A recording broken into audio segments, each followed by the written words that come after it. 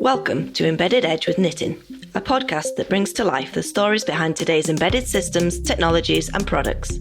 It's the show where you'll hear from both engineers and executives on some of the most topical news and most pressing challenges in the world of embedded system design. Here's your host, Nitin Dahad. Hello, this is Nitin Dahad, and I'm talking today to Sam Jha, who's the Executive Vice President of the IoT, Compute and Wireless Business at Infineon Technologies. Hello, Sam. Thank you for inviting me to your podcast. Oh, I'm looking forward to the conversation. But before we go ahead, I'm just giving a little bit of, to flatter you a little bit, just a little bit of your background. So Sam has over 30 years of semiconductor experience driving strategy development and developing partnerships with key players in the industry to create new business opportunities and expand the company's customer base. Sam works closely with Infineon's partners to deliver industry-leading microcontroller and connectivity-based solutions. So, Sam, thanks for your time again today. Let's talk about IoT, and we're going to get into topics like IoT, AI at the edge, and what is that? Where are the trends in that? So, IoT has been around for several decades now. We've all been talking about it. Connected devices. We've gone over the Gartner hype cycle. Tell me, what are the new technologies in IoT and beyond that will take smart connected devices to the next level? I'm guessing you're going to say AI, and you're going to talk about edge. Well, listen, it's always, everybody adds the word AI to everything they say these days. But, IoT is like the collection of everything. And sometimes for me, it's a little misleading, right? It's like, what does that mean, right? Edge AI for me is a lot more relatable. Why is that? Because the majority of the devices, they need to connect to something. And, today, mostly they connect to the cloud. In the cloud, you do a bunch of analysis, data analysis, and then you send the information back to, the device so it can do something. That has a problem by, basically, there's a lot of latency, right? So if you have a sensor in a car, right, you don't want to send the data to the cloud to analyze it and tell the sensor, okay, you're approaching another car. You need information right there, right then on the device. That's what's called Edge AI. Yes. Okay. So reducing latency times is crucial. And it makes a big difference, right?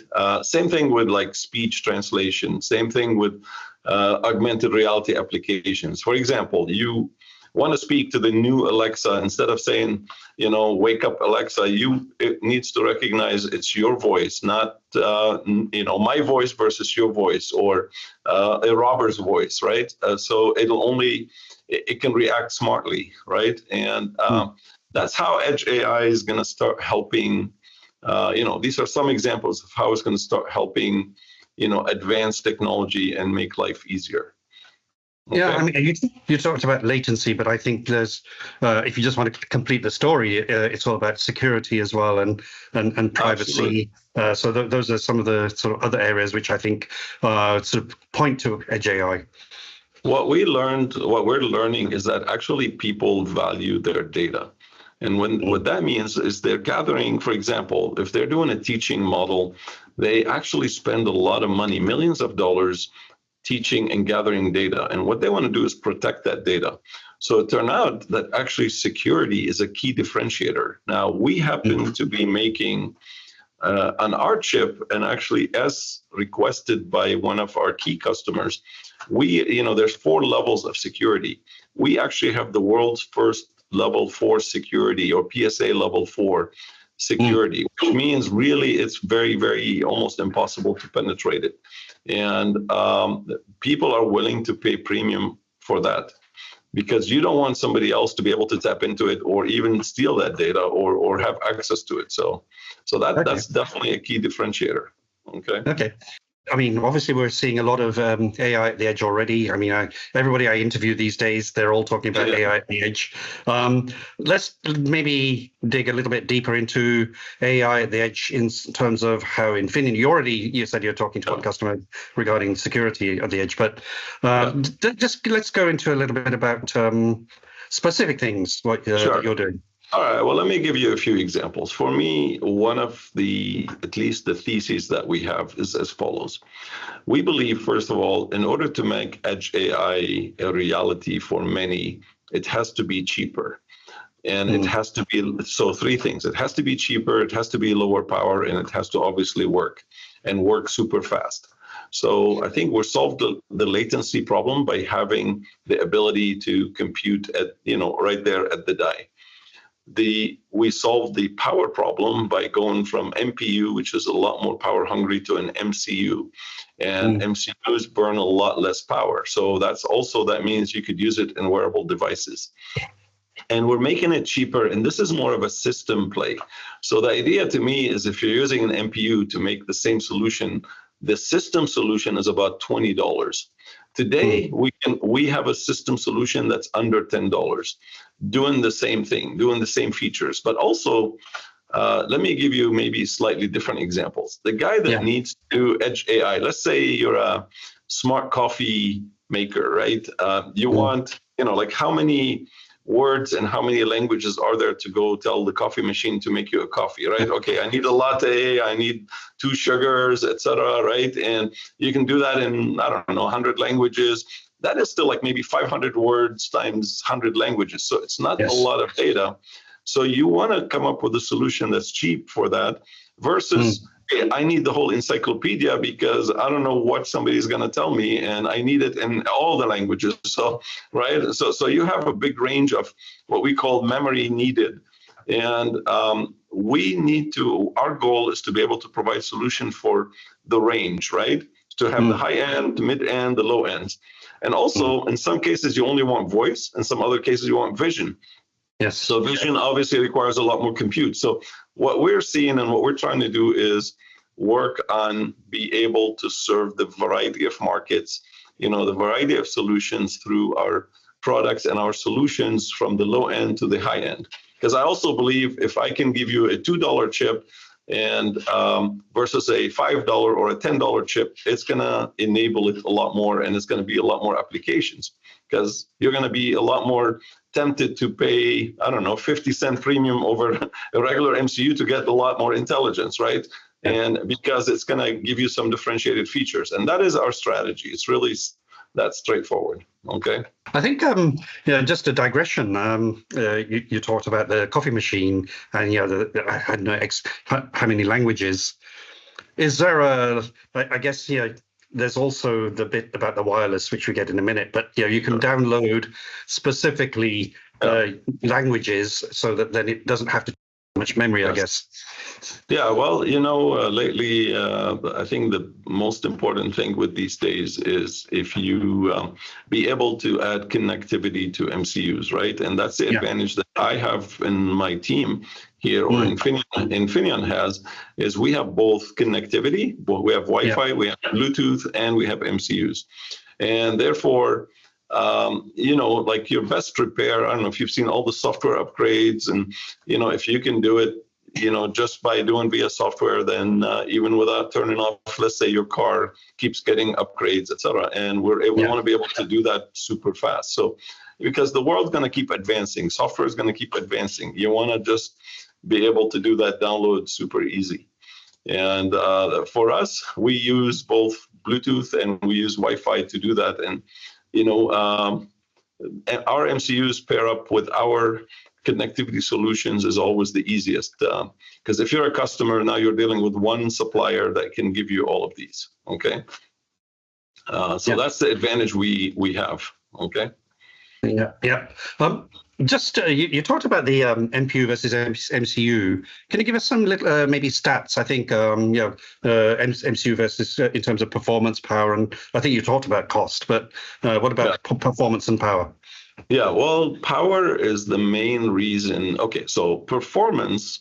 Well, let me start with performance. In performance, our goal is to match the MPU's speed, right? So as long as we can operate at the same speed, then we can match the MPU performance.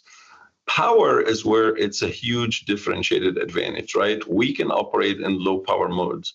And that gives us, about more than 100x energy savings. And that is super important for wearable devices and AR, VR devices. And, if you follow Meta and some of these guys, they have all these new, handheld devices. You want to be able to talk to your hand, or you want to have your new glasses, smart glasses that can. Yeah, I've seen those. I want to buy one actually. Those Metas. Every year you wait, Meta there will Ray-Ban. be a better version. So depending how desperate you are to buy one of those, but yeah. I mean, if you believe in AR, VR reality, then I think they're getting pretty smart. You know what? I find it really fascinating that you can like the Google Glass, where you can take a photograph of something. Yeah, because I do. If you know me, I do a lot of photographs of things I see and view. So I think that'd be quite fascinating. Well, if you saw, and I'm not trying to advertise for Meta, but Zuckerberg's last analyst meeting, he had somebody speak to him in Spanish, and then he was able to see it. Yes, I saw that in English, and then you can it will help you if you're traveling, right? You don't need to get a translator. So it's pretty interesting. No, but you're talking you're talking about power anyway. So yeah. So for us, look, what we're chasing is what we think we can impact is gesture recognition, object identification, speech commands. What do I mean by all of these? We are focused a lot on the smart home markets. We're focused on the health and lifestyle markets. We're focused on industrial markets. I'll give you one example in each. Smart home markets, you have these smart cameras in your home. You want the camera to be able to recognize if a robber is coming, or if it's your pet, or if it's you, or your family, right? When you say something, it tells you, it recognizes who's talking to it, and it can react in different ways. That's like one of the many features upcoming and continue to improve in smart homes. And I'm a big believer. People get spoiled by that. I want to advertise connectivity for a second. I mean, smart thermostats, right? You want to heat up your home before you arrive. You want, open the garage before, or close your garage, or make sure it's closed. You put your alarm. All these you can do remote. And, that's part of smart home. You also want all your devices to talk to each other. You want your Apple, Google, Amazon devices to talk to each other. And that's where Matter is there, and it's important. So all these kind of need to play together. So that's kind of the smart home play. In health and lifestyle, the world is aging. I mean, we're aging. I'm aging. You're still a young guy. The people in every country, Japan, China, you could look at the population. Everybody's aging. So for that, there's a need for improved medical care, right? And we're working with companies, let's say the stethoscope, right? It's a 200-year-old device. But what we're doing is working with some of these guys to be able to transfer data fast from the stethoscope to your phone, and have the smartness, the edge AI, analyze that data and tell you if the person is sick, or has a heart problem or whatever. So this is really where edge AI starting to help society, right? This is one example. Other examples, you put a patch, you put some Bluetooth with the patch, you can transfer the data, analyze the data, and it tells you, if you're in a remote area, there's no Wi-Fi, it tells you, okay, you really need to take this person to the hospital, or his blood sugar is high, etc. So that's a very important area.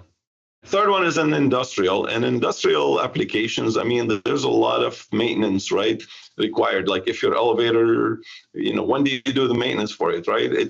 There's an edge AI, you can analyze the vibration of the elevator. Or in laptops, people, when we talk to some of these laptop companies, their number one problem is, okay, they keep getting these laptops back, and they're trying to figure out what is it that goes wrong with it. Well, if you have AI and intelligence, it can start analyzing, okay, this is what's causing the problem. So it can also help you debug it and do it a lot faster.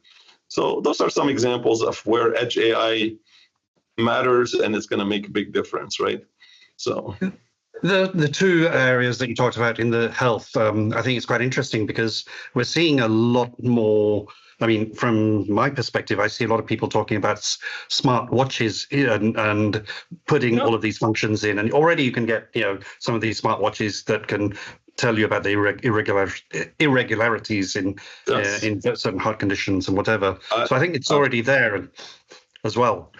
Yeah, absolutely. And like I said, this is where, for me, there's no one really huge application today, but there's a bunch of small applications that just makes life easier. I mean, I used to check even my steps, right? And, my heart rate when you're running, and, it's just going to get a lot better, and it's going to make you more aware and help you stay healthy by doing all these things. So that's kind of how the world's advancing, I would say, slowly or fast, depending on your time frame.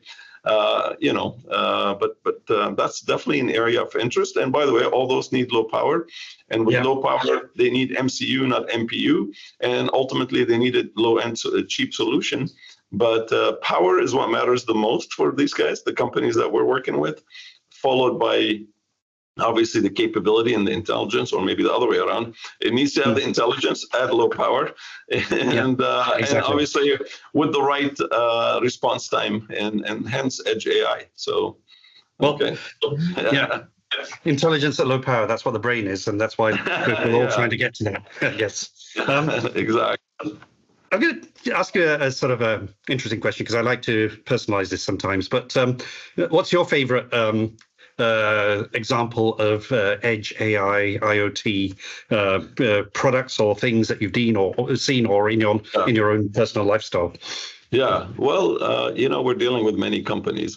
Personally, what I like the most and what I see is going to be coming up is the facial recognition for many things. And you think, okay, hey, facial recognition exists today. Like, what's unique about it? Well, what's unique is, let's say we're dealing with companies, let's say a forklift company. You don't want Nitin to be able to go drive a forklift unless Nitin is qualified to actually drive it, right?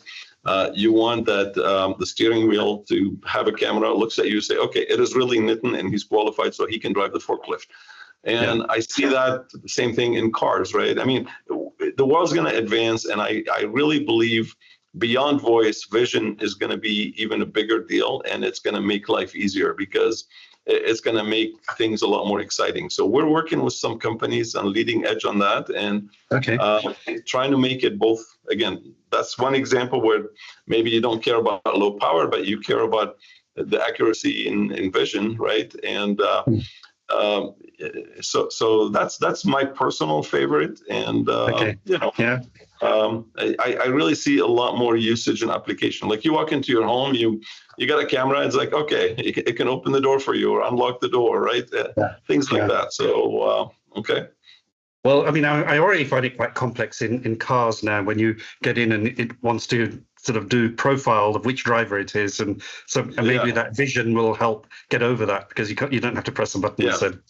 I absolutely. And I think, because to me, that's like, call it foolproof that it's really you, and there's no, it's not like a robber forcing you to open the door for them or give them the key or have a badge, etc. I mean, that's what I mean, like solving real life problems.